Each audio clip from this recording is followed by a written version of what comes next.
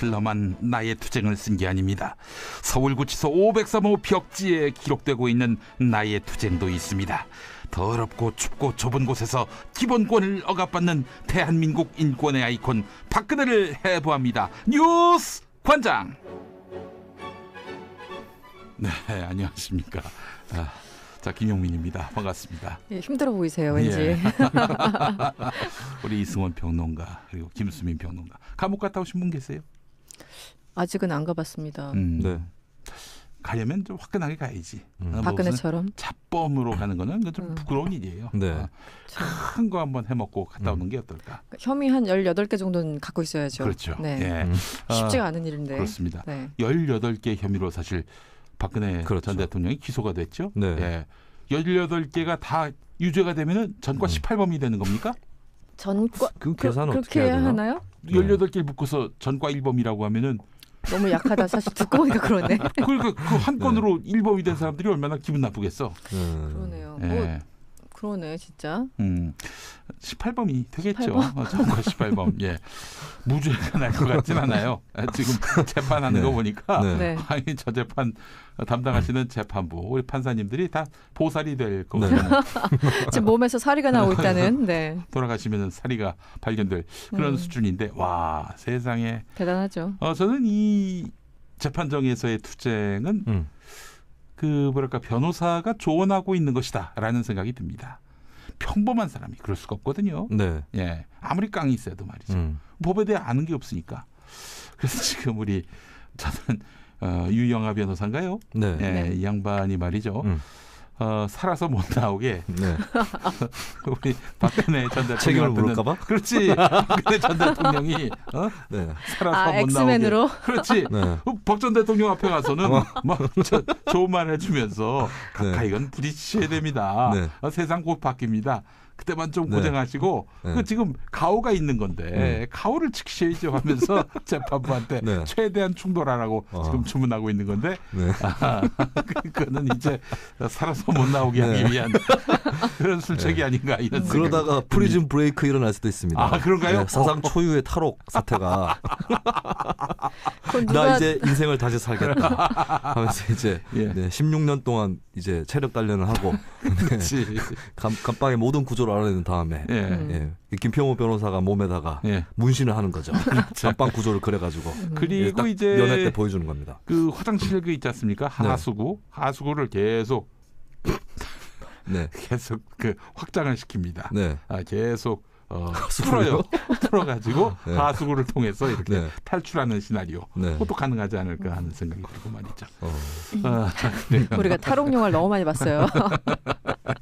자, 박근혜 전 대통령의 지난 주간 구속 연장에 대한 그야말로 투쟁 선언, 전면전 선언 어떻게 보셨는지 한번 좀. 완전 이제 전선 확대이기도 하고 뭐 확대이자 아예 색깔 자체를 바꿔버렸죠. 그동안은 어쨌든 정치적으로 억울하다는 얘기는 계속했지만 어쨌든 법정 투쟁을 통해서 자기의 결백함을 입증하겠다 뭐 이런 거였다면 지금은 사실 안 될 거라는 걸 누가 봐도 알잖아요. 유영아 변호사가 그동안 도대체 어떤 식으로 주입을 했는지 모르겠으나 안 된다는 건 아마 유영아 변호사도 알고 있을 것 같아요. 저는. 근데 이제 안 된다는 걸 알고 이제 영역을 확장시킨 것 같아요. 그러니까 정치적인 영역으로 다시 끌어내가지고 사람들 뭐 결집하라. 그리고 뭐 옥중 메시지도 보낸다. 뭐 이런 얘기가 나왔었잖아요. 그러니까 지난 16일 날 사실 재판받는 사람이 재판부 당신들 못 믿겠다.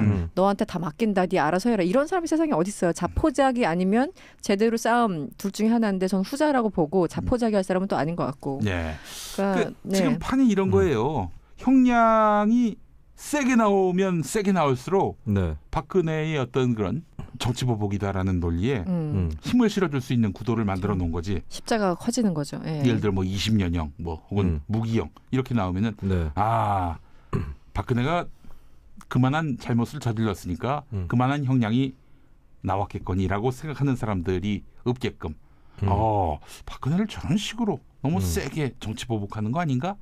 라는 논리에 힘을 실어주려고 이 재판 인정 못한다. 이렇게 나오는 것이 아닐까 하는 생각이 듭니다. 그렇기 때문에 이건 정말 괘씸한 짓입니다.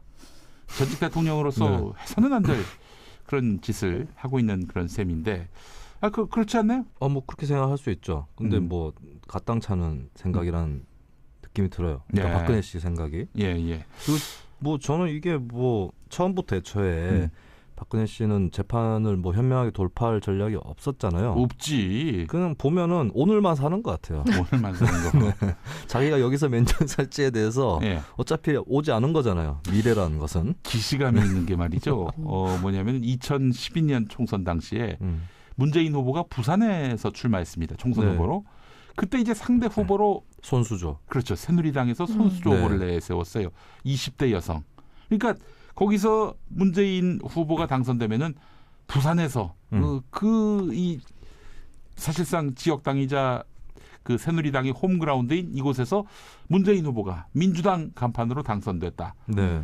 이 광을 팔지 못하게끔 그 상대 후보를 최약체로 갖다 앉힌 거지. 네. 완전 우스꽝스럽게 만들어버렸죠. 그렇죠. 그 승리의 의미를 반감시키려고. 마찬가지로 이번 그 1심 판결의 결과의 의미를 최대한 흠결내기 위해서 그렇게 재판 포기 선언, 변호인 집단 사퇴 이런 카드를 꺼낸 것이 아닌가.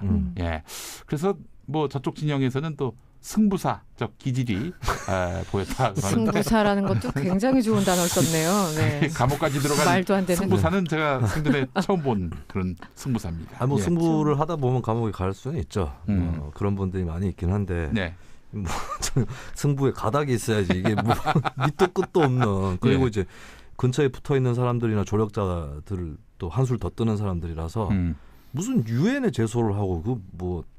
저는 그게 이게 일단 처음부터 성격 규정은 정치 보복이라고 해놓고 자기가 받는 이 모든 앞으로 그게 5년이 될지 50년이 될지 100년이 될지 그 구형은 알 수 없으나 그 자체를 그런 거죠. 지금 말씀하신 것처럼 이거는 나에 대해서 무지막지한 보복이다라는 건데 근데 그건 있어요. 그러니까 이 유엔에 가서 제소를 하고 지금 변호인단들 다 이제 사임하게 하고 홀로 막 그 걸석 재판을 거의 받을 것처럼 그러고 있는데 그게 자기 머리에서 나왔을까?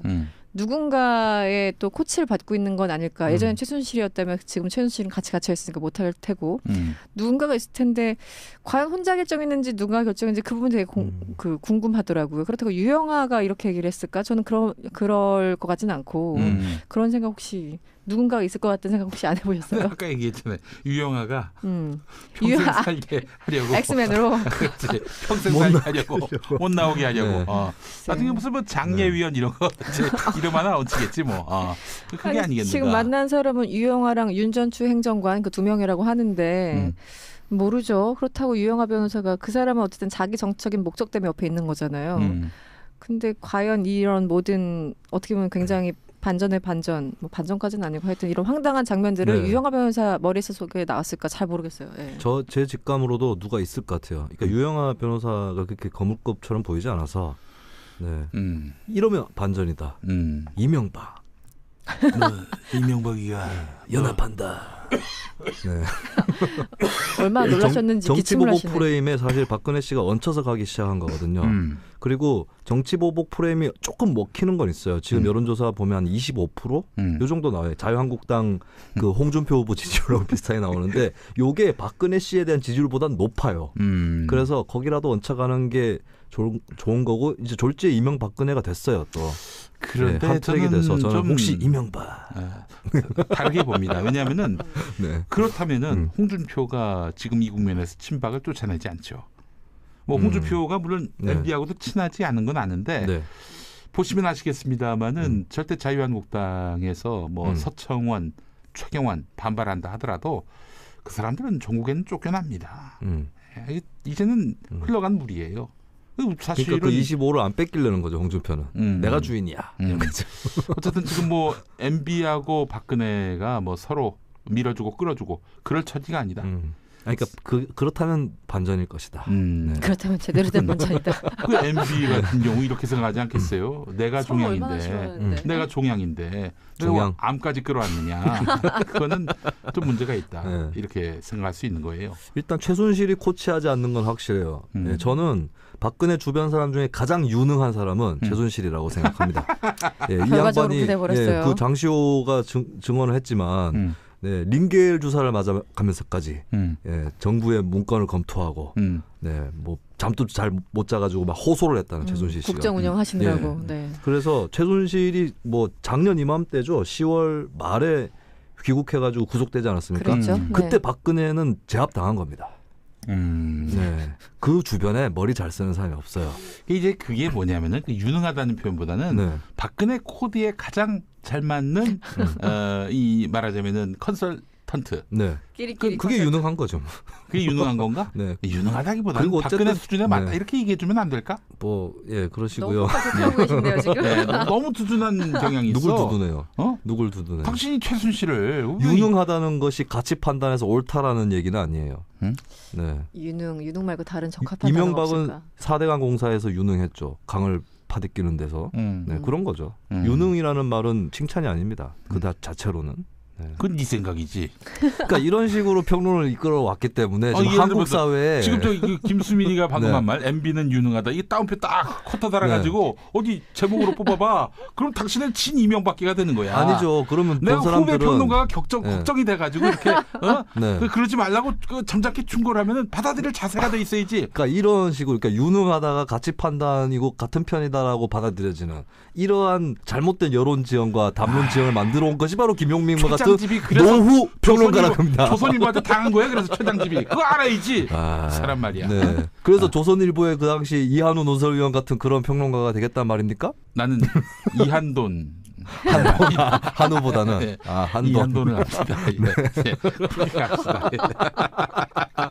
뭐 네. 끼어들 틈이 없다 진짜. 네, 뭔 얘기하다가 네. 네, 뭔 얘기를 한 거예요? 하여튼 최순실이 잡혀 들어가면서 박근혜 쪽은 사태를 이렇게 유리하게 풀어나가는 그런 노력을 못하고 그냥 뭐 기분대로 질렀다가 나오는 대로 했다가 예, 뭐 비장미에 취했다가 스스로 네, 그런 것 같아요.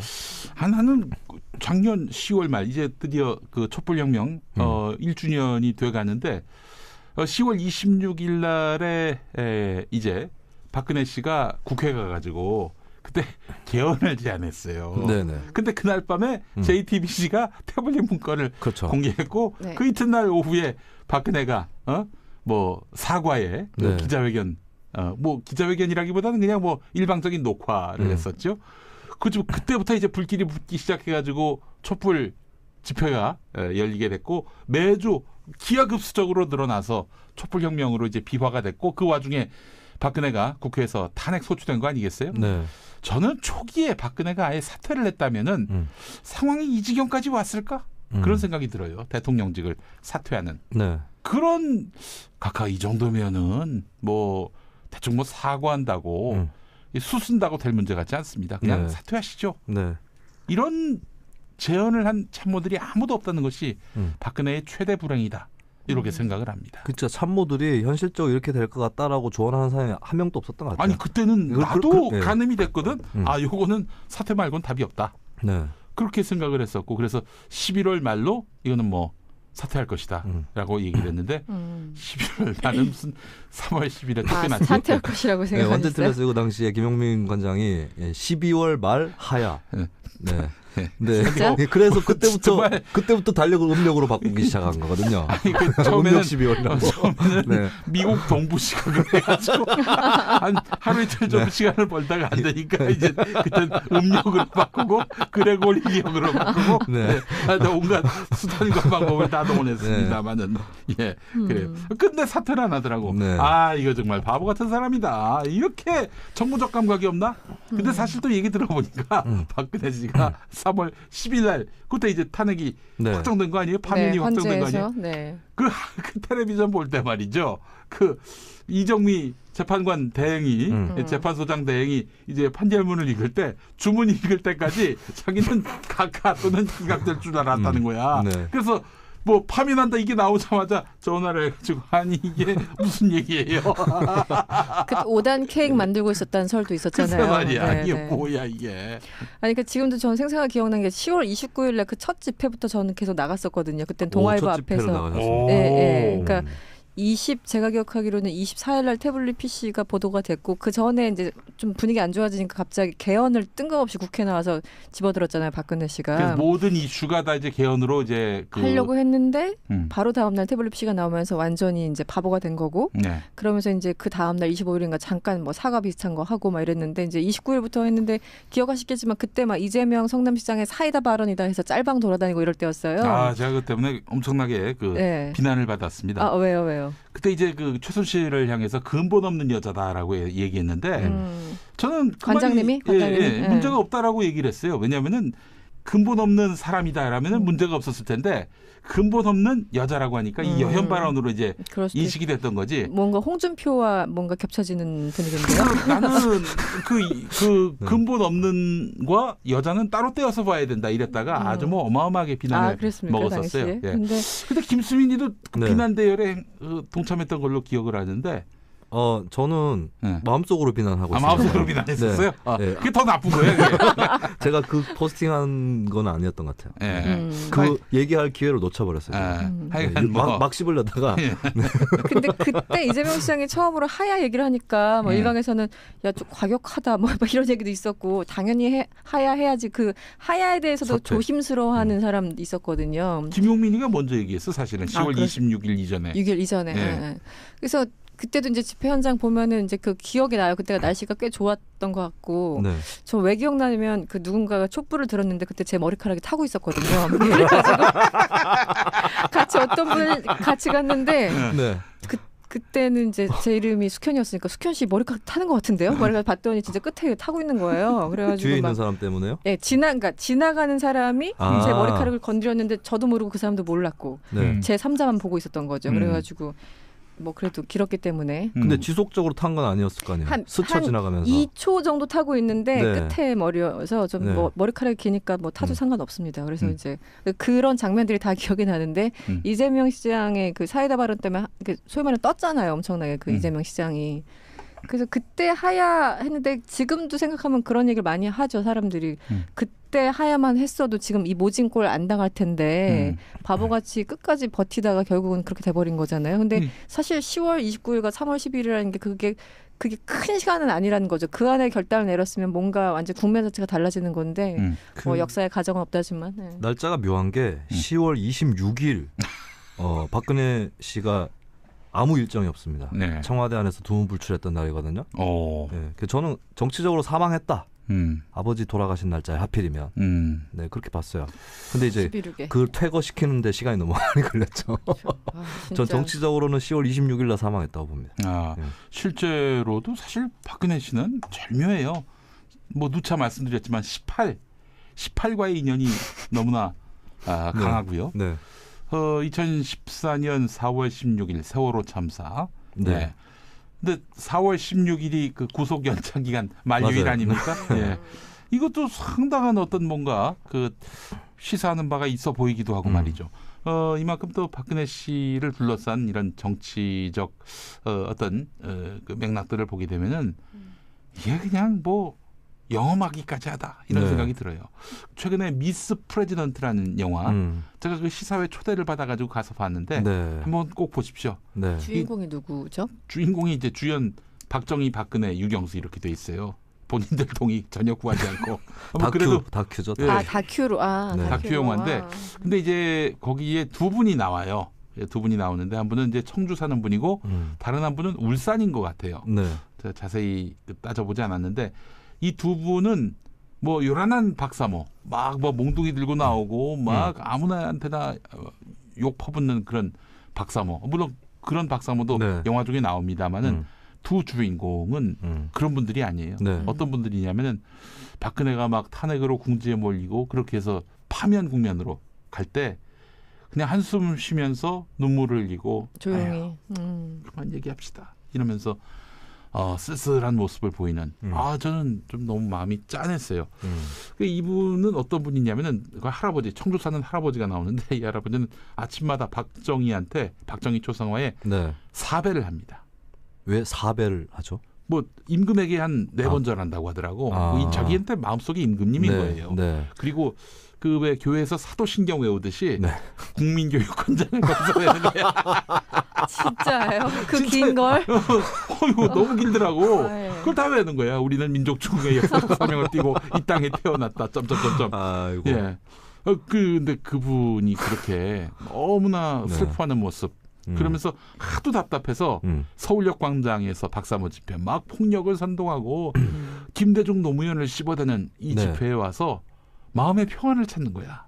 그 얼굴의 표정이 뭐 진짜 10시간 기도하고 네. 드디어 그 응답을 받은 그 교인의 모습을 보는 것 같은. 저 그거 보면서 말이죠. 재밌네요. 이분들을 비난할 수는 없다라는 생각이 들면서 저는 그렇게 나중에 영화사가 이제 네. 그 뭐 멘트를 요구했을 때 이런 말을 했어요. 이거는 박정희 이 시대에 자기를 그냥 부속물로 헌납한 예. 박정희 시대를 자기와 일체화한 분들. 그래서 나를 국가에 헌납한 분들. 예. 이런 분들로 저는 표현을 했습니다. 그런 분들 진짜 계시죠. 꽤 많이. 그러니까 박정희 시대가 곧 자신의 정체성과 자긍심이야. 그렇죠. 그런데 박정희 시대가 부정당했다? 혹은 그의 딸 박정희의 딸이고 유경수의 딸인 우리 시대의 그런 딸이자 계승자인 박근혜가 저렇게 비참하게 무너지는 모습을 보면서 그러면서 이제 그 한마디로 자기의 정체성도 부정당하는 이분들 뭐 눈물을 흘리고 이런 것이 쇼가 아니다라는 생각을 해보면서 너무나 많은 어르신들이 어떻게 이런 말도 안 되는 이런 자기를 국가에 헌납해버리는 이런 것에 수긍을 했을까 하는 그런 생각이 들었어요. 그리고 또 구미가 우리 네. 김수민 전 의원의 본 거지 아닙니까? 그 구미가 많이 나와요. 그 영화에. 그렇겠죠. 생가가 있고 하니까. 네, 거기서 네. 이제 그 민주노총 인사들이 와서 박근혜 퇴진 팻말 들었을 때 와, 이 박사모 분들이 달려와가지고 작년에 그 행사 때 좁히는 걸 보니까 살기 어린 눈빛으로. 그때 어떤 스님이 있는데 혹시 영화에 나온지 모르겠는데요. 이게 영상에는 보도가 스님 됐어요. 나와요. 스님 나와요. 스님이 막 울면서 우는데 눈물은 잘 안 보여. 하여튼 우는데 하면서 박정희 대통령 나오는 유경수 여사랑 그 달력을 넘겨요.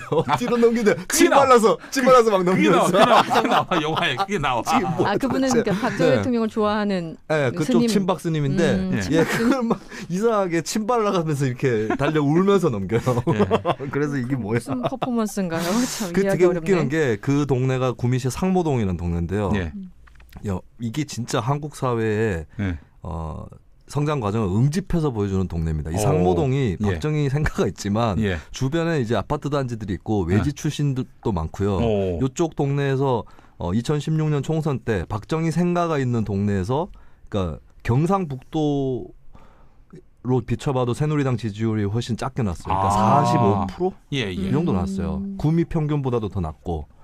그리고 박정희 대통령이 다녔던 상모교회라는 데가 있는데 요 동네는 더 낮게 나왔어요. 39% 새누리당 지지율이. 근데 한 가지의 함정은 있어요. 기독자유당이 7% 나왔어요. 교회가 있다 보니까.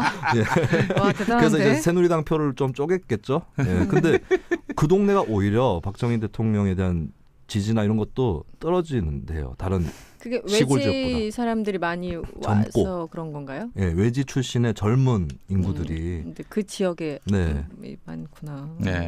그 상모교회 얘기가 나와서 그런데 2013년에 박근혜 씨가 대통령 됐을 때 그 해에 박정희 추모 예배가 있었어요.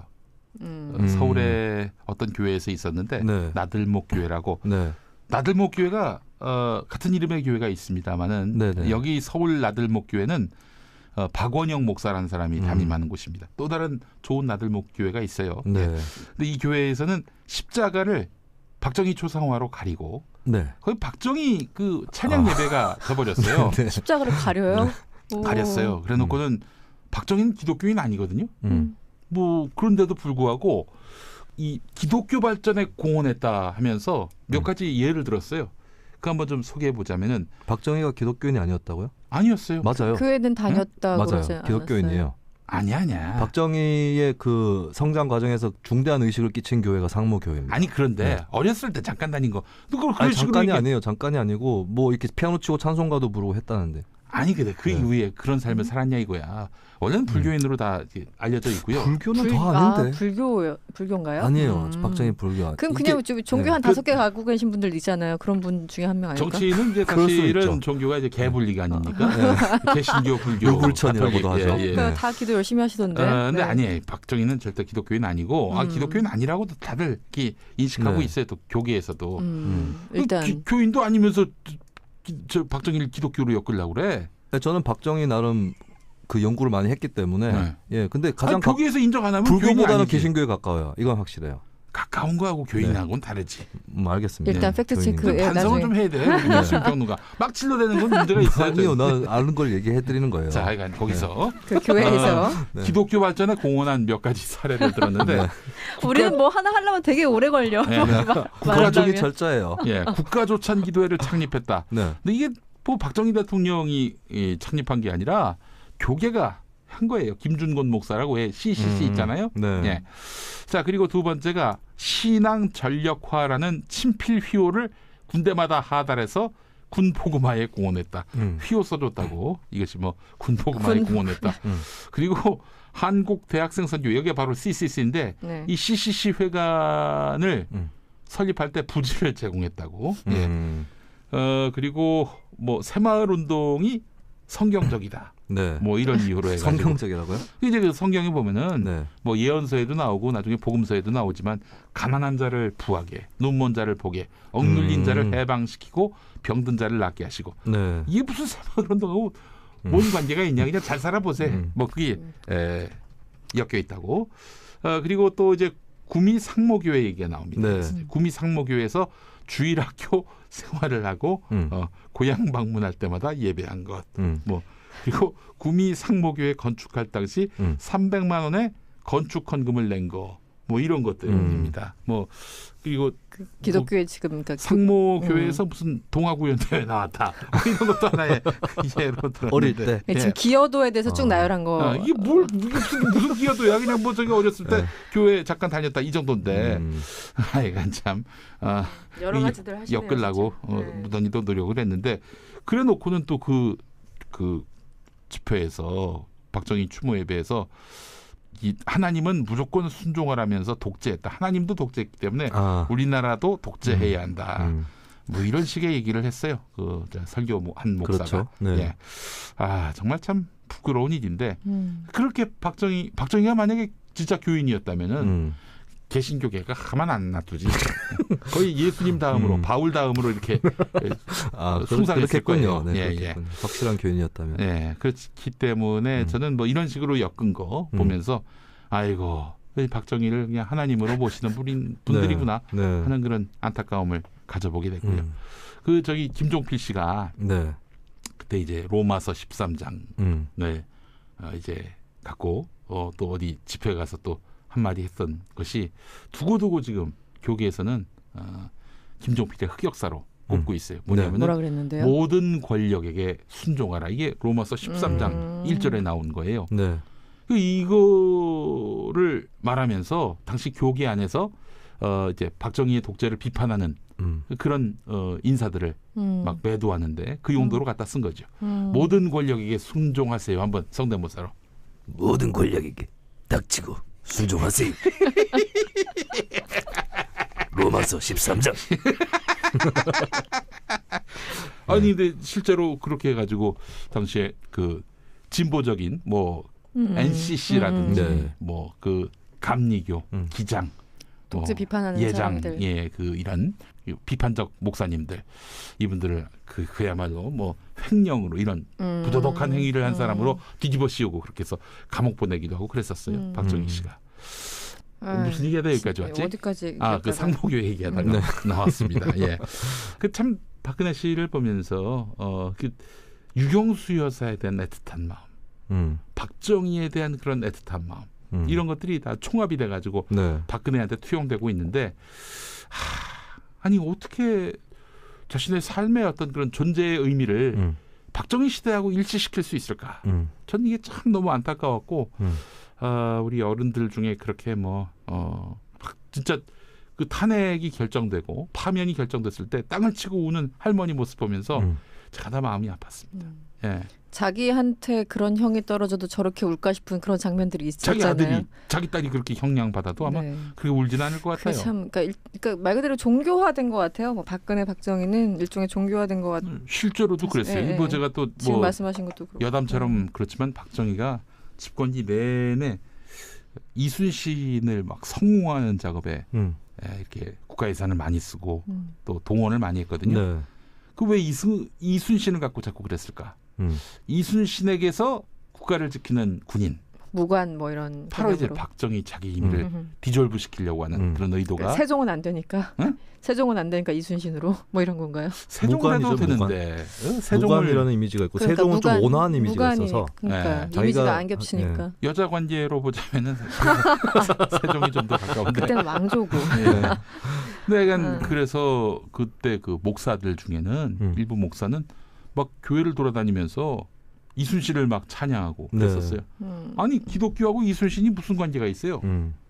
또 교회에서는 그 기독교가 들어오기 전에는 네.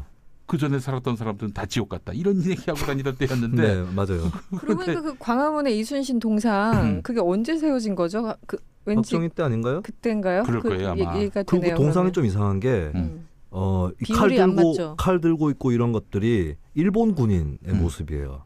그런 얘기 뭐 있었던 것 네, 같아요. 그래서 이제 극단적인 음모론으로는 사실은 아. 도요토미 히데요시다. 이게 김영하 씨 소설의 한 소설의 모티브가 돼서 이제 그쪽 방면으로 미쳐버린 이제 소설 그 주인공의 친구의 이야기를 다룬. 네, 그래서 막 동상에 올라가서 막 소동을 피우고 막 이런 그런 줄거리 소설도 있어요. 그래요. 그 또 박정희가 그래서 저기 이제 친일 군인이라는 이미지를 털기 위해서 그렇게 이순신을 차용했다라는 얘기도 있어요. 그래서 사실은 뭐 현충사라든지 광화문이라든지 이 현판 떼어내고 자기 이름으로 이제 자기 글씨로 자기가 쓴 붓글씨로 광화문 현충사 이렇게 썼지. 전국 각지에 그랬다는 거예요. 전에도 말씀드렸는지 모르겠는데 제가 아는 교수님 한 분이 한신대 김준혁 교수라고 이분이 이제 수원시 학예연구사. 학예연구사. 예. 이거 했을 때 박정희가 쓴 수원의 어떤 현판을 떼었어요.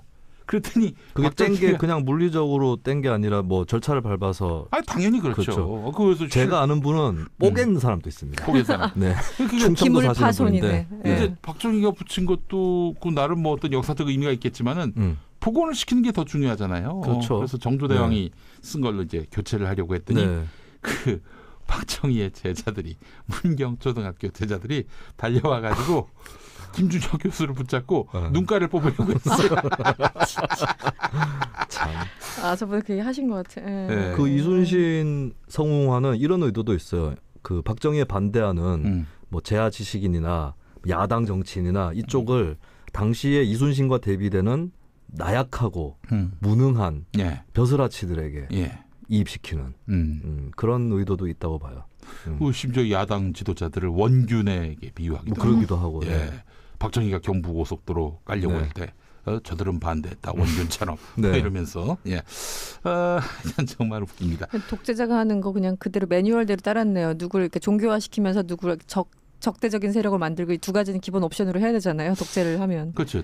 박정희는 스스로 그렇게 이순신으로 이미지 메이킹을 하고 싶어 했는데 박근혜는 뭐였을까? 그 일베들이 한동안 그랬거든요. 그 겨울 왕국이라는 영화가 있었나? 네. 겨울왕국 있었죠. 내리고. 네, 거기 저 공주 이름이 뭐지? 갑자기 엘사 공주. 일베에서는 엘사다. 뭐 이렇게 해가지고 당시 그때 변호인이라는 영화가 떠서 막 그게 노무현 대통령에 대한 막 추모 열기가 또 막 드높아질 때 그때 일베에서는 외국 영화로 겨울왕국 보는 엘사로 이렇게 비유를 하는 어처구니 없는 일들이 있었는데 결국 그 나이는 말년에는 이제 그 어처구니가 없네 진짜. 바로 프랑스의 여왕, 프랑스의 왕비 누구죠? 마리 앙뚜아네트, 마리 안통아네트 이렇게 이제 비유가 돼서 엘사는커녕 마리 앙뚜아네트로 결론이 나는 이런 참 비참한 상황이 만들어졌단 말이죠. 한국의 그 엘사가 되고 싶었는데 한국의 마리 앙뚜아네트가 됐어요. 마리 앙투아네트도 알고 보면 뭐 이렇게 다른 구석이 있을 수도 있어요. 그 실제로 뭐 아니 빵이 조금은. 모자라면은 뭐 고기 먹으면 되는 거 아닌가 뭐 이런 말을 했다고 그러는데 케이크 먹으면 되지 뭐 이거. 근데 본인이 안 했다고 그 그 사람이 안 지어낸 했다고 얘기라는 하죠. 얘기도 예, 있어요. 그게 뭐 사실은. 이제 그 당시에는 또 매스미디어도 더 없을 때고 혁명 만들어낸. 상황에서 만들어졌을 가능성이 있죠. 그럴 근데 가능성도 있죠. 네, 그보다도 안 된다는 거죠, 제 말은. 마리 앙투아네트보다도 네, 그보다도 안 된다. 안 된다. 예, 그래요. 지금 마리 앙투아네트가 감옥에 들어간 상황 아니겠습니까? 네. 그러니까 저는 박근혜 씨가 아직도 착각하고 있는 게 뭐냐면은 말이죠. 지금도 자신이 어떤 정치적 영향력을 갖고 있다. 영도력을 갖고 있다. 그렇기 때문에 옥중에서도 나의 어떤 지지자들이 막 규합되고 네. 또 그렇게 해서 전국에 변수가 될 수 있을 만한 투쟁 동력을 갖고 있다. 이렇게 착각하고 있는 거예요. 네. 그렇죠. 안타깝습니다. 그러니까 지난주에 그 총동원령을 내린 거 아니에요. 지난 주말에 조원진 애국 네. 무슨 당이죠? 대한애국당. 대한애국당. 아직 네. 단식 중이신가요? 아니 이제 오늘 실려갔어요. 오늘 실려갔네요. 실려간다고 단식이 끝나는 건 아니잖아요. 뭐 링겔 정도 맞고. 아니 뭐 하여튼 실려가면 다 이제 끝나는 걸로 사실상 네. 끝나는 거죠. 제가 봤을 때 말이죠. 그렇게 오랫동안 단식하고도 말이죠. 열흘 넘었는데 오래 버티셨더라고요. 그 아우라가 전혀 안 바뀌었어요. 아 그래 비주얼이 똑같다는 이게 쉽지 뜻인가요? 않습니다. 똑같진 않아요. 살짝 빠진 것 같긴 한데 근데 10일 단식한 걸로 보기에는 와. 네. 제가 한 닷새 단식했거든요. 네. 저 총선 출마했을 때 네. 국민들한테 좀 뭐랄까요, 좀 측은한 모습으로 비춰주려고 네. 한 닷새 단식했는데도 네. 제가 봤을 때도 놀랄 정도로 네. 빠졌어요. 몇 킬로 빠지던가요? 아니, 안 닷새 쟀는데 하니까? 턱선이고 뭐고 이건 뭐 진짜 네. 물만 드신 네, 거죠. 그랬죠. 그래서 이제 2, 3일만 해도 많이 바뀌어요. 하긴 네. 그렇죠. 그렇죠. 그런데 이제 뭐 하여간 낙선된 걸 알고 바로 갈비를 먹었습니다. 소화가 너무 잘 되던가요? 잘 넘어가대요. 잘 넘어가. 예, 그러니까 예. 단식 투쟁하는 척하면서 몰래 먹으면 건강 더 상합니다. 아, 작살 나요. 그 예전에 누구 보름달빵 뒤에서 먹었다는 YS. YS. 예. 그랬을까요? YS도? 아니 근데 YS 는 문성근 네. 선생이 확인했대요. 그게 문익환 목사가 보셨다는 게 네, 맞대요? 문익환 목사님이 네. 이제 말하자면 위로 방문을 갔는데 네. 문을 딱 열었는데 아 그게 보름달빵을 진짜라고요? 드셨다는 거야. 그 얘기가 한참 근데 나왔었죠. 건강이 많이 상해 보이던데 그 단식 때. 그렇죠. 네. 근데 저 굉장히 장기간 또 단식한 네. 거니까 내내 먹었겠어요. 어디 어쩌다 이제 잠깐. 예. 뭐 빵도 뭐 질이 엄청나게 좋은 건 아닐 테니까. 들어갔는데 네. 이제 빵을 드시니까 네. 놀라셨지. 네. 근데 도리어 YS가 더 흥분했다는 거예요. 노크도 안 하고 들어. 저는 그거 보면서 네. 야, 저는 비웃는 게 아니라 네. 정치인은 정말 그래요. 또 시작이야. 또 김용민 시작이야. 정치학 나왔다. 밀고 나가야 된다. 뭐 네. 얘기하려고 밀고 그러죠. 나가야 된다. 안 네. 된다니까. 안 해도 했었어야 네, 된다. 네, 그렇죠. 하여튼 지금 드리는 얘기는 조원진 의원과는 아무 상관이 없다는 것을 말씀을 드리고 예, 그 예. 아까 정치적 영향력 말씀하셨는데 저는 애초부터 사실은 박근혜 씨는 어떤 정신적으로 사람들을 강하게 인도하는 지도자가 아니었고 그 사례는 박근혜 씨가 한나라당 부총재로 있다가 이회창 체제에 반발해서 뛰쳐나가서 한국미래연합이라는 당을 만들어요. 2002년도에 지방선거 정도 치러보고 대선 전에 결국 이회창 후보하고 재결합을 하는데 그 한국미래연합이 경상북도 대구 이런 지역에서 거둔 성적표 굉장히 초라합니다. 네. 그러니까 박근혜 씨도 그 자유한국당에 현재 이르는 이 거대한 보수정당 흐름 안에 있었기 때문에 거기서 추앙받아서 이제 그렇게 표를 많이 얻었던 거지 그 본인의 독자적 브랜드 가치는 그렇게 크지 않아요. 그리고 다 훼손됐어요. 친박이라고 하는 사람들 사이에서도 이미 훼손이 됐다고 봐야 돼요. 왜냐하면 뭐 잘 알지도 못했던 최순실이 나타나서 네, 엄청나게 그런 관계였었다는 거는 다 뭐 밝혀진 것이고 그래서 자유한국당의 어지간한 그 주류 지지층들은 박근혜 씨 적당히 하고 퇴장해 주기를 바랍니다. 그렇죠. 네. 정확하게 짚으셨어요. 네. 지금 다 최경환, 서청원, 박근혜를 출당시키는 것도 그게 무슨 홍준표의 심술, 객기 이런 게 아니에요. 아니 자유한국당도 기본적으로 영업을 계속해야 하는 그런 정당인데 그 영업장에 와가지고 계속 딸이 트고 그 자리에서 고스톱 치면은 그거 좋겠어? 나가시라고. 그러니까 2002년에 이제 말씀하신 것처럼 당 떠났다가 뭐 안 되겠으니까 다시 이제 들어간 거잖아요. 네. 박근혜 씨 그때는 이제 정계 입문한 지 한 4년밖에 안 됐기 때문에 지금과 그때 체급이 완전히 좀 다른 건 분명히 있긴 있는데 이번에 보면은 이제 그런 거잖아요.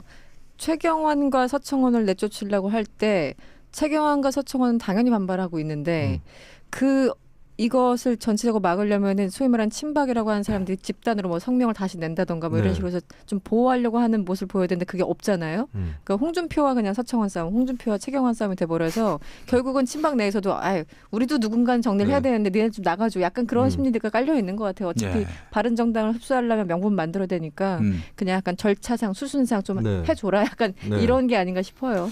이참에 이런 개싸움의 결말에 우리 서청원 형, 또 네. 최경환 형이 홍준표 형을 다 데리고 네. 그렇게 해서 같이 손잡고 나가는. 같이 다 나간다고요? 같이 퇴장했으면은 서로 그만 들어가니까. 우리 정치 발전에 큰 기여를 하는 것이 아니겠는가. 대표 다시 뽑고 그래서 김무성 대표가 들어가려고 하는 것도 뭐 다 그럼 연결된다고. 김무성이 좋아하겠네. 김무성은 안녕하십니까, 좋아하죠. 김무성입니다. 뭐 저희 시대가 뭐 오고 있다, 뭐 이런 생각이 듭니다. 마니는 베베 꼬야가 안 돼. 그 홍 대표 저기 대법원 그 남겨 있으니까 어떻게 될지 모르면 김무성 대표 이제 조용히 있다가 홍 대표 물러나면 자기가 이제 기회가 온다고 생각할 수 있겠죠. 실제로 보면 말이죠. 그 홍준표 대표가 이제 2심에서 이긴 거 아닙니까? 네. 무죄. 그 성완종 리스트 건과 관련해서 1심에서는 졌다가. 네. 근데 이제 윤승모 씨일 거예요, 아마 이름이. 네네네. 동아일보 윤승모 씨인가요? 윤승모가. 네네. 네, 아무튼 윤모 씨 네. 동아일보 출신이죠. 네. 그래, 윤승모 맞나? 맞습니다. 그분이 원래 서청원 의원 쪽 사람이었다가 나중에 또 홍준표 대표 선거할 때도 도와주고 뭐 이런 분이라고 하던데. 그러니까 이게 바로 그림이 딱 나오는 거 아니에요. 홍준표 대표가 네. 대표 아닐 때 경남도지사일 때 성완종 리스트로 재판 받을 때 이제 우리 서청원 형님한테 전화해가지고 그 윤승모 그 저기 증언 좀 바꿔주세요. 아 내가 좆되게 생겼어요. 그렇게 이제 어째 제가 손해를 보는 듯한 그만하십시오. 하나도 안 똑같습니다. 하나갑입니다. 와, 이게 양쪽 다 교란 작전. 네, 하나도 안 똑같습니다. 예, 우리 김수민 변호가. 그 이게 윤승모 보고 증언을 좀 바꿔달라. 그렇게 해서 이제 주장을 하죠. 윤승모의 증언이 안 바뀌면은 2심도 뭐 퍼펙트하게 유죄로 갈 수밖에 없었는데 그렇게 이제 좀 슬쩍 살려달라라고 한 건데 지금 서청원 형이 너 2심 때나 도와달라고 하지 않았느냐. 어? 근데 이제 와서 이런 식으로 나오면 곤란하다. 이게 사실이라면요. 이게 정말 그런 식으로 지금 서청원 의원이 자기도 지금 생사의 기로에 있어서 그런 상황에서 뻥을 칠 리는 없을 테고요. 예. 둘 중에 한 명 죽는 거죠. 정말 이게 정말 팩트라면. 둘 다 죽을 수도 있어요. 네, 예, 그렇죠. 둘 다. 예. 그 녹취록 까봐라 뭐 이런 식으로 또 홍 대표는 재판 과정에 녹취록이 또 개입한 있다고 거니까. 하고요. 예, 이거 굉장히 중요한 문제입니다. 만약에 녹취록에서 진짜 그런 윤승모한테 그런 부탁을 했다. 그럼 이제 대법원에 가가지고는 또 새로운 또 결론, 그 파기환송으로 나올 가능성도 높고요. 이러면 이제 준표형 가는 거지. 예. 우리 서청원 형도 뭐 지금 홍준표가 뭐 입장을 바꾸겠습니까? 이렇게 공개적으로 다 까놓은 상황에서. 네. 그러면 이제 청원이 형도 가는 거고. 둘 중에 한 명은 확실하게 죽는 싸움이죠. 둘 중에 한 명은 어쨌든. 최경환은 어떤 스탠스일까? 글쎄요. 뭐 또 그 다른 걸로 걸려 있어가지고 지금 또 그렇지. 굉장히 바쁘실 텐데. 그것도 지금 네. 재판 자기 코가 석자야 지금. 네. 자기 티켓 보좌관 채용. 티켓 채용시킨 걸로. 네. 네. 그 재판도 그 지금 아직 1심 결과가 나오지 않았지만은 네. 한쪽으로 완벽하게 쏠리는 듯한 느낌이에요. 네, 그럴 겁니다. 그 재판부가 말이죠. 하도 자기한테 청탁 전화가 오니까 제발 그 전화 오게 하지 말라고 그렇게 일침을 놓았잖아. 판사가 공개적으로. 판사가 공개적으로 와 재판하는 진짜 와중에. 무한한 정말. 그러면은 뭐 얘기 다 한 거지 뭐. 네. 그러면은. 그리고 최경환 의원은 솔직히 뭐 서청원 의원에 비해서도 정치력도 그렇게 높아 보이지 않고요. 사실 최경환 의원에 대해서 장관했지만 공직사회에서도 그런 평가가 있어서 저 사람은 과장도 시키면 안 된다고. 예. 능력 부족이라고. 네. 과장도 시키면 안 된다. 와, 그 진짜 여담이지만 치욕적이다. 제가 네. 경복궁역 근처에서 네. 당시 제 직장 근처에서 네. 최경환 의원이 그때 장관이었구나. 담배값 막 올리고 할 때. 산자부 네. 장관 할 때였나요? 아니요. 그 경제부총리 경부총리 그 할 초이 때? 노믹스 할 때. 네, 네. 그 초이가 다른 초이라는 얘기가 있습니다만. 최순실. 네. 얘기 되는데? 네, 그때 식사를 마치고 나가던 최경환 장관께서 네. 불법 유턴을 하는 것을 보았습니다. 뭐 최은이 하지 않고 기사가 있겠지만, 네. 아무튼. 그래요. 아유, 경환이 형 참 경황이 없네. 그런 것 같아요. 아 그래요. 둘 다 아주 굉장히 위태로운 처지에 놓여 있는 상황이고 박근혜는 뭐 감옥에 있고요. 이런 와중에 또 준표형도 지금 과거사가 또 네. 하나 걸려 있는 상태고요. 자유한국당이 이렇게 돼서 리셋이 된다면은 뭐 김용민 희망론이 또 다시 네. 부상할 가능성이 높아 보이네요. 전대 한번 나가시게요. 예, 한번 나가야지. 자유한국당 전대 정도 그러시면 나가주셔야지. 우선 네. 제명을 철회시키는 그런 소송을 또 전개를 해야 됩니다. 네. 아유 일이 복잡해져요. 할 일이 많아요, 참. 예.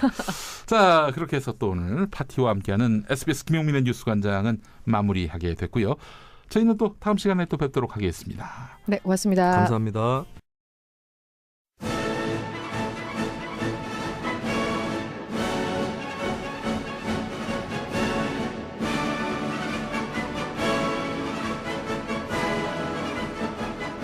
히틀러만 나의 투쟁을 쓴 게 아닙니다.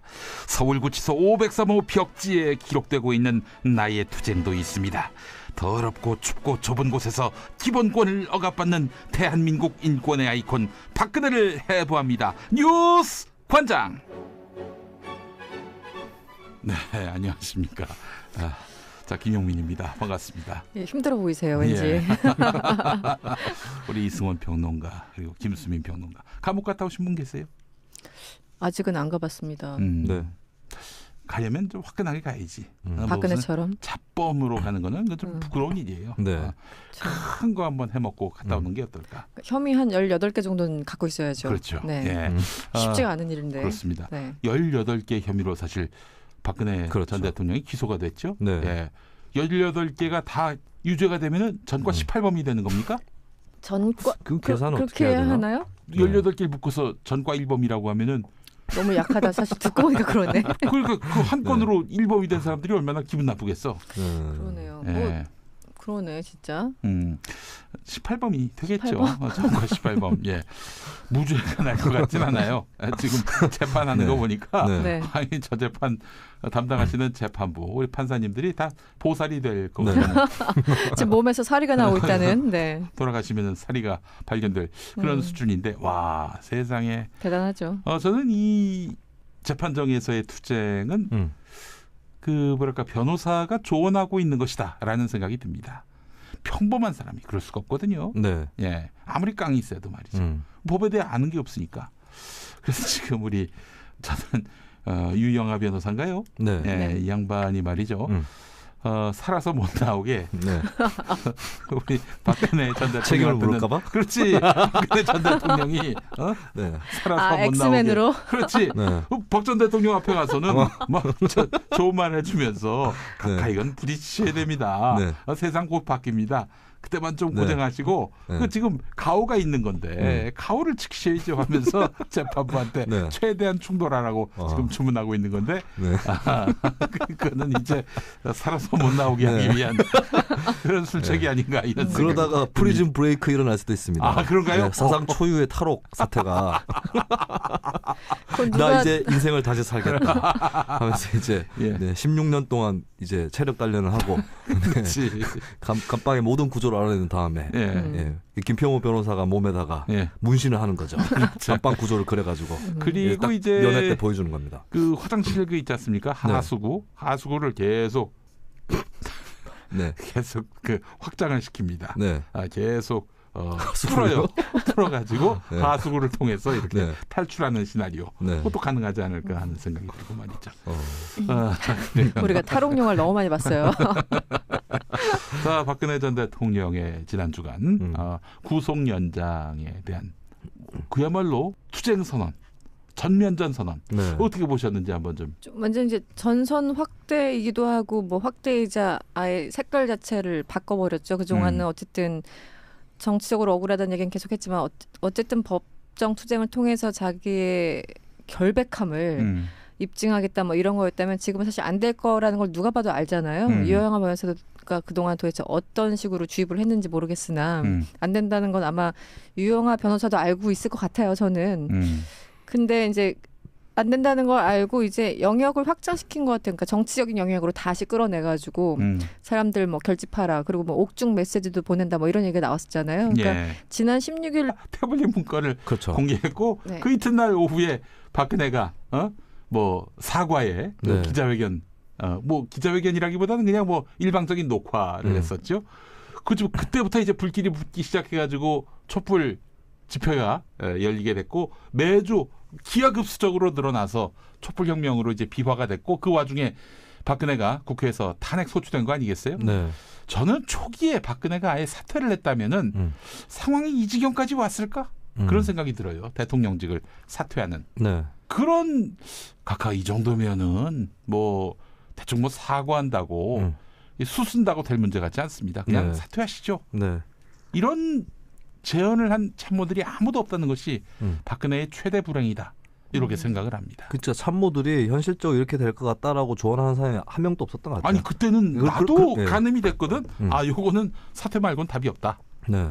그렇게 생각을 했었고 그래서 11월 말로 이거는 뭐 사퇴할 것이다 라고 얘기를 했는데 11월 말은 무슨 3월 10일에 쫓겨났죠. 사퇴할 것이라고 네, 생각했어요. 완전 틀렸어요. 그 당시에 김용민 관장이 12월 말 하야.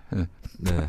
네. 진짜? 그래서 그때부터 달력을 음력으로 바꾸기 시작한 거거든요. 아니, 처음에는 12월이라고. 네. 미국 동부 시각을 해가지고 하루 이틀 좀 시간을 벌다가 안 되니까 이제 그때 음력으로 바꾸고 그레고리형으로 바꾸고 네. 온갖 수단과 방법을 다 동원했습니다만은 예 그래요. 근데 사퇴를 안 하더라고. 네. 아 이거 정말 바보 같은 사람이다. 이렇게 정무적 감각이 없나?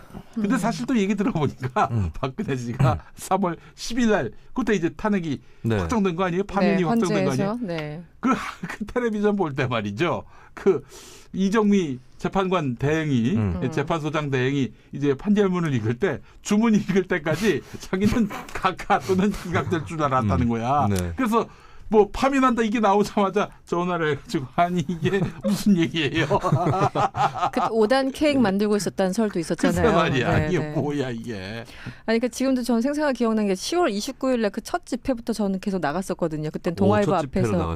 네, 그러니까 제가 기억하기로는 24일날 태블릿 PC가 보도가 됐고 그 전에 이제 좀 분위기 안 좋아지니까 갑자기 개헌을 뜬금없이 국회 나와서 집어들었잖아요, 박근혜 씨가. 그래서 모든 이슈가 다 이제 개헌으로 이제 하려고 했는데 바로 다음날 태블릿 PC가 나오면서 완전히 이제 바보가 된 거고. 네. 그러면서 이제 그 다음날 25일인가 잠깐 뭐 사과 비슷한 거 하고 막 이랬는데 이제 29일부터 했는데 기억하시겠지만 그때 막 이재명 성남시장의 사이다 발언이다 해서 짤방 돌아다니고 이럴 때였어요. 아 제가 그 때문에 엄청나게 비난을 받았습니다. 아 왜요? 그때 이제 그 최순실을 향해서 근본 없는 여자다라고 얘기했는데 저는 그 관장님이 문제가 없다라고 얘기를 했어요. 왜냐하면은 근본 없는 사람이다라면은 문제가 없었을 텐데 근본 없는 여자라고 하니까 이 여현 발언으로 이제 인식이 됐던 거지. 뭔가 홍준표와 뭔가 겹쳐지는 분위기인데요. 나는 그 근본 없는과 여자는 따로 떼어서 봐야 된다 이랬다가 아주 뭐 어마어마하게 비난을 먹었었어요. 예. 근데 김수민이도 그 비난 대열에 동참했던 걸로 기억을 하는데. 저는 마음속으로 비난하고 있어요. 마음속으로 비난했었어요? 네. 네. 그게 더 나쁜 거예요. 제가 그 포스팅한 건 아니었던 것 같아요. 그 얘기할 기회를 놓쳐버렸어요. 막 씹으려다가. 근데 그때 이재명 시장이 처음으로 하야 얘기를 하니까 뭐 일각에서는 야 좀 과격하다 뭐 이런 얘기도 있었고 당연히 하야 해야지 그 하야에 대해서도 조심스러워하는 사람도 있었거든요. 김용민이가 먼저 얘기했어 사실은 10월 26일 이전에. 6일 이전에. 네.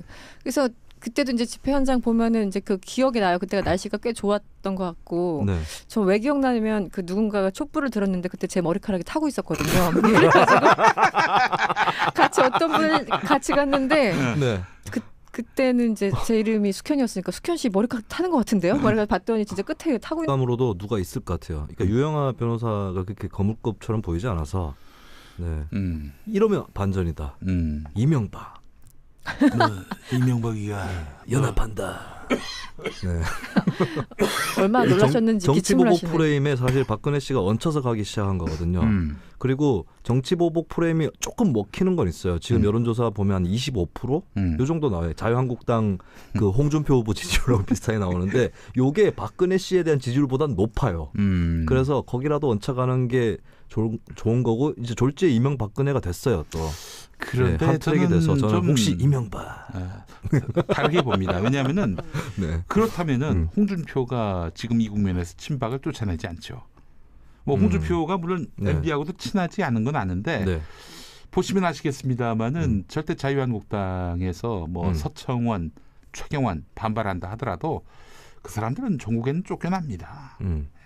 이제는 흘러간 물이에요. 사실은 그러니까 그 25를 안 뺏기려는 거죠, 홍준표는. 내가 주인이야. 어쨌든 지금 뭐 MB하고 박근혜가 뭐 서로 밀어주고 끌어주고 그럴 처지가 아니다. 그러니까 그렇다면 반전일 것이다. 네. 그렇다면 제대로 된 반전이다. 그 MB 같은 경우 이렇게 생각하지 않겠어요? 내가 종양인데, 내가 종양인데, 내가 암까지 끌어왔느냐? 그거는 좀 문제가 있다. 네. 이렇게 생각할 수 있는 거예요. 일단 최순실이 코치하지 않는 건 확실해요. 네, 저는 박근혜 주변 사람 중에 가장 유능한 사람은 최순실이라고 생각합니다. 이 양반이 그 장시호가 증언을 했지만 네, 링겔 주사를 맞아가면서까지 정부의 문건을 검토하고 뭐 잠도 잘 못 자가지고 막 호소를 했다는 최순실 씨가. 국정 운영하시느라고. 네. 그래서 최순실이 뭐 작년 이맘때죠. 10월 말에 귀국해가지고 구속되지 않았습니까? 그렇죠. 그때 박근혜는 제압당한 겁니다. 네. 그 주변에 머리 잘 쓰는 사람이 없어요. 이제 그게 뭐냐면은 그 유능하다는 표현보다는 박근혜 코드에 가장 잘 맞는 이 말하자면은 컨설턴트. 네. 그게 유능한 거죠. 그게 유능한 건가? 네. 유능하다기보다는 박근혜 수준에 맞다 이렇게 얘기해주면 안 될까? 뭐 그러시고요. 너무 계신데요 지금. 네, 너무 두둔한 경향이 있어. 누굴 두둔해요? 누굴 두둔해요? 당신이 최순실을 유능하다는 것이 가치 판단해서 옳다라는 얘기는 아니에요.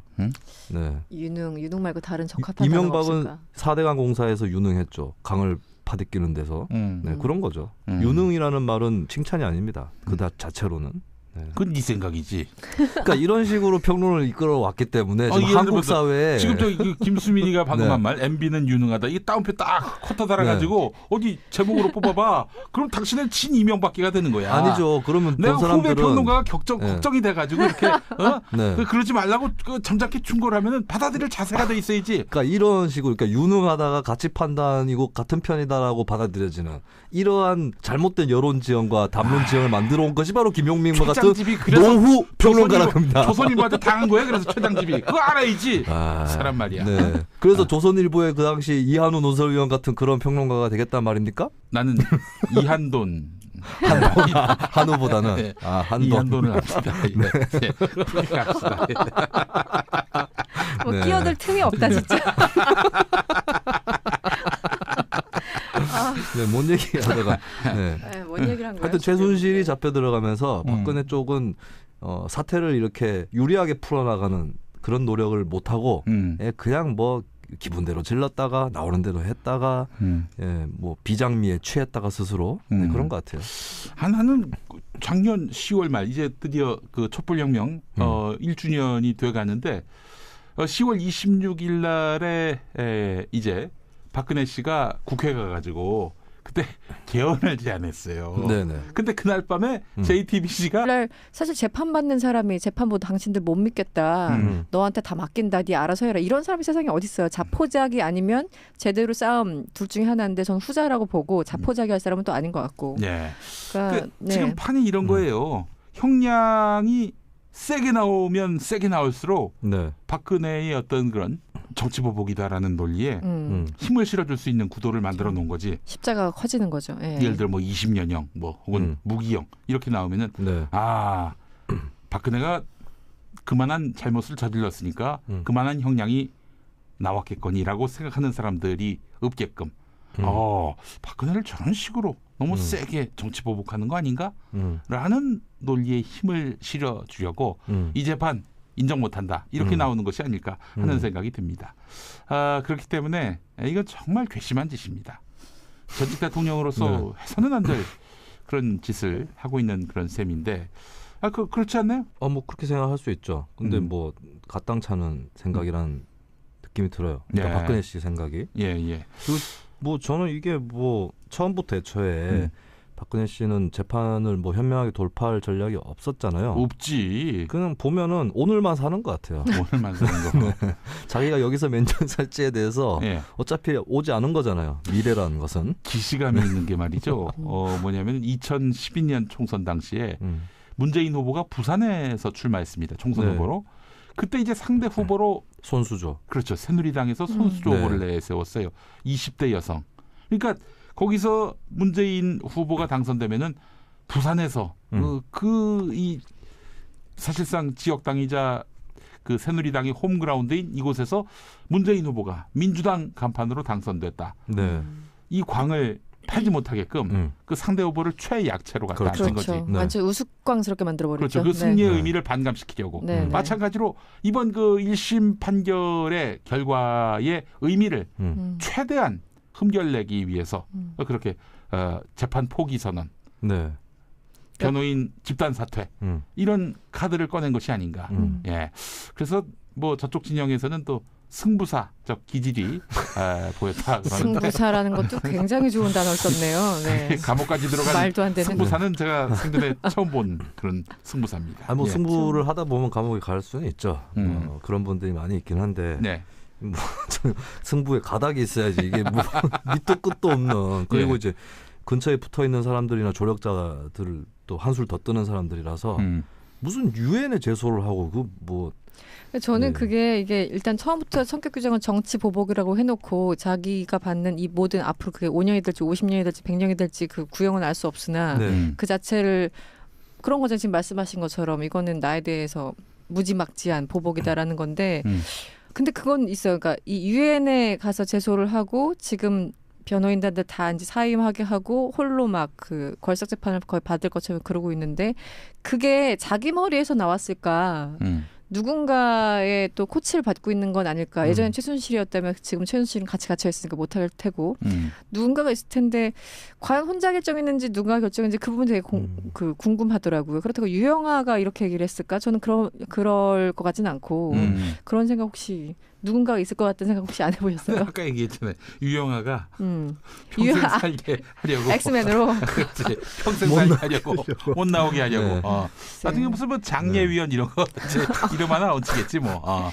그게 아니겠는가. 지금 만난 사람은 유영아랑 윤전추 행정관 그 두 명이라고 하는데 모르죠. 그렇다고 유영아 변호사가 그 사람은 어쨌든 자기 정적인 목적 때문에 옆에 있는 거잖아요.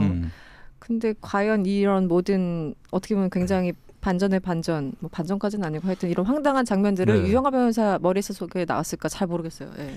제 집 하는 거예요. 그래가지고 뒤에 있는 막 사람 때문에요? 예, 지나가는 사람이 제 머리카락을 건드렸는데 저도 모르고 그 사람도 몰랐고 네. 제 3자만 보고 있었던 거죠. 그래가지고 뭐 그래도 길었기 때문에 근데 지속적으로 탄 건 아니었을 거 아니에요. 스쳐 지나가면서. 2초 정도 타고 있는데 네. 끝에 머리여서 좀 네. 뭐 머리카락이 기니까 뭐 타도 상관없습니다. 그래서 이제 그런 장면들이 다 기억이 나는데 이재명 시장의 그 사이다 발언 때문에 소위 말해 떴잖아요. 엄청나게 그 이재명 시장이.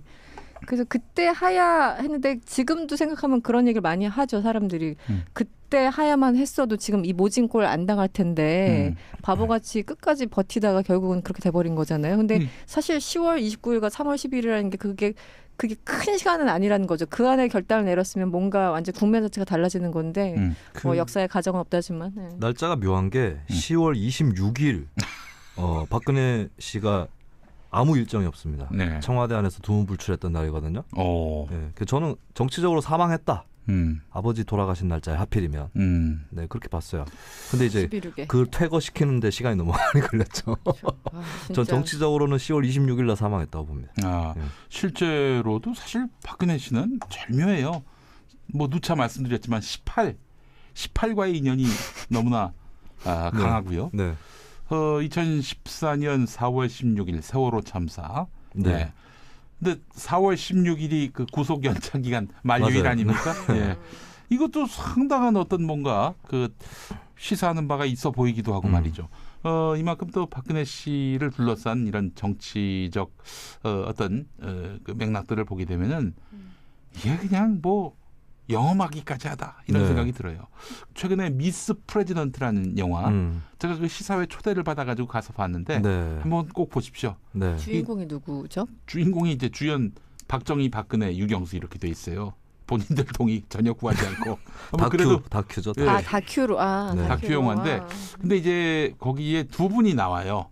두 분이 나오는데 한 분은 이제 청주 사는 분이고 다른 한 분은 울산인 것 같아요. 네. 제가 자세히 따져보지 않았는데 이 두 분은 뭐 요란한 박사모 막 뭐 몽둥이 들고 나오고 막 아무나한테나 욕 퍼붓는 그런 박사모. 물론 그런 박사모도 네. 영화 중에 나옵니다만은 두 주인공은 그런 분들이 아니에요. 네. 어떤 분들이냐면은 박근혜가 막 탄핵으로 궁지에 몰리고 그렇게 해서 파면 국면으로 갈 때 그냥 한숨 쉬면서 눈물을 흘리고 조용히. 그만 얘기합시다 이러면서 쓸쓸한 모습을 보이는 저는 좀 너무 마음이 짠했어요.